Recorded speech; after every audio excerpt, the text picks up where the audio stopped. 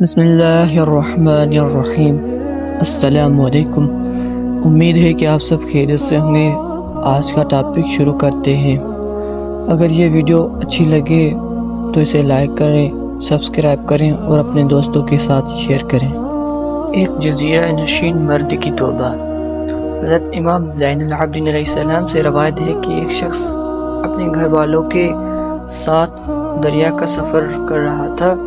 اتفاق سے کشتی ڈوب گئی اور اس شخص کی زوجہ کے علاوہ وہ تمام لوگ دریا میں ڈوب گئے، اور وہ بھی ایسی کہ وہ عورت ایک تختے پر بیٹھ گئی اور اس دریا کے ایک جزیرہ پر پہنچ گئی۔ اس جزیرہ میں ایک چور رہتا تھا جس نے حرمت خدا کے تمام پردوں کو چاک کر رکھتا تھا۔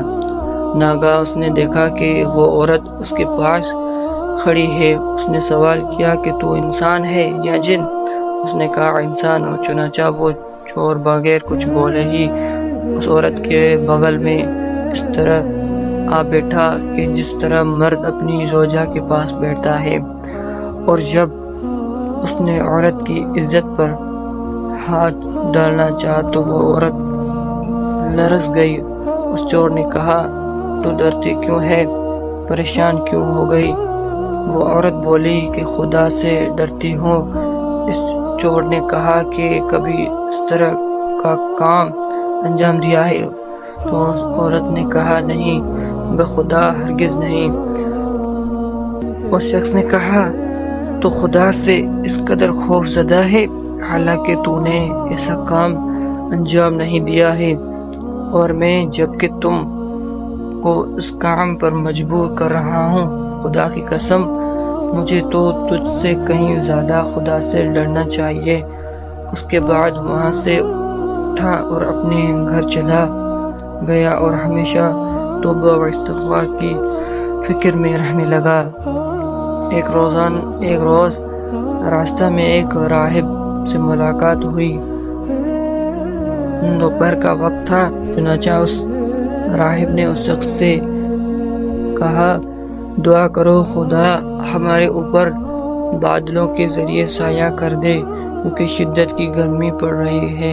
تو اس جوان نے کہا کہ میں نے کوئی نیکی نہیں کی اور خدا کی بارگاہ میں میری کوئی عزت و آبرو نہیں کہ میں اس سے اس طرح کا سوال کروں۔ اس وقت راہب نے کہا تو پھر میں دعا کرتا ہوں اور تم آمین کہنا۔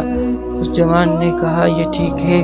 چنانچہ راہب نے دعا کی اور اس جوان نے آمین کہا، اور دیکھتے بادلوں نے ان دونوں پر سایہ کر دیا اور دونوں راستے چل رہے، یہاں تک کہ ان کا راستہ الگ ہونے لگا۔ دونوں نے اپنے اپنے راستوں کو اختیار کیا اور بادل اس جوان کے ساتھ چلنے لگے۔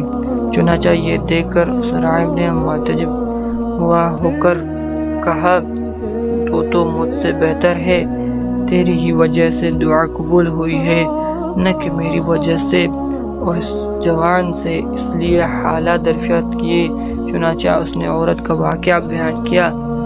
تب راہب نے کہا چونکہ خوف خدا تیری دل میں پیدا ہو گیا تھا، خدا نے تیری گناہ بخش دیے، لہٰذا آئندہ گناہوں سے پرہیز کرنا۔